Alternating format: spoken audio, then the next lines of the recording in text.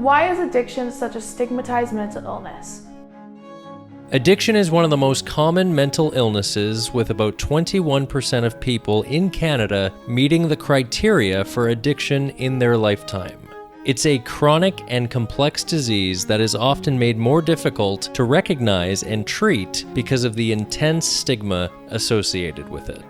That stigma is pervasive because we still tend to view addiction as a choice that someone makes for themselves. And our history of treating addiction as a criminal justice issue instead of a public health concern reinforces the idea that addiction is something that deserves to be punished. While that perception is changing, we're still a long way from thinking about addiction as an illness that's deserving of support and treatable like any other mental illness.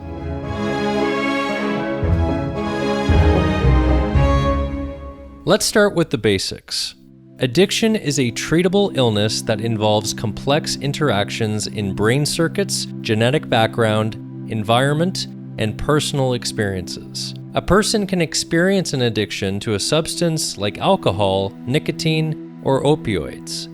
Or they can experience an addiction to a behavior like gaming, gambling, or sex.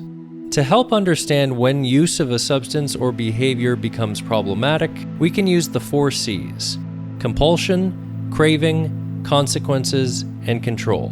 Compulsion is when someone has an overpowering urge to perform a specific action that fuels their addiction. It's an intense feeling that can overwhelm the person experiencing it. Cravings mimic physical needs like hunger or thirst. It can become so intense that it causes insomnia or a lack of appetite.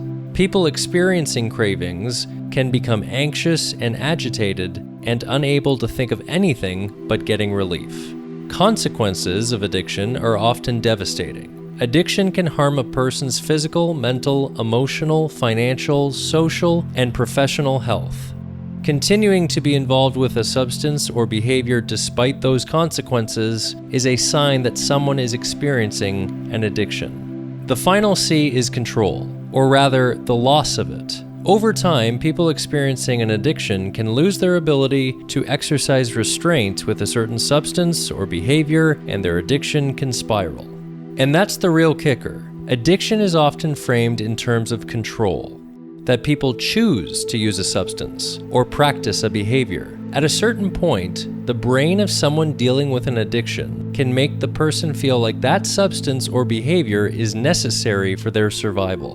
Which is why changing a relationship to a substance or a behavior can be a grueling experience, not only physically, but psychologically.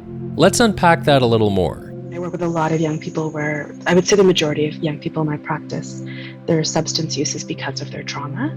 It's also common for addiction to coexist with another mental illness. It's estimated that at least half of people who live with an addiction also have another mental illness. And it's common for people to develop an addiction as a way of coping with that underlying mental health condition. If you're treating someone for an addiction, that oftentimes that addiction doesn't exist in isolation. And that if someone is using to ease feelings of like depression or anxiety or whatever it may be, there's often a need to deal with like the underlying cause as well as like the negative repercussions from the substance use. It's a complicated and exhausting process, and one that requires the right kind of professional, emotional, and societal support for there to be positive growth. That support isn't as widespread as it needs to be. Treatment centers can be difficult to reach, especially for those in rural and remote areas of the country. They're often incredibly expensive, and they might not be culturally sensitive or appropriate.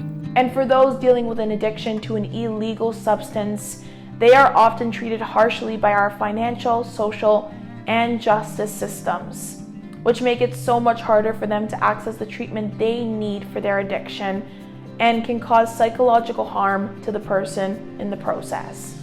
That needs to change if we're going to get support for the nearly 6 million people in our country who deal with addiction in their lifetime. We need to understand that people who live with addictions need our support, our empathy, and resources to help manage them.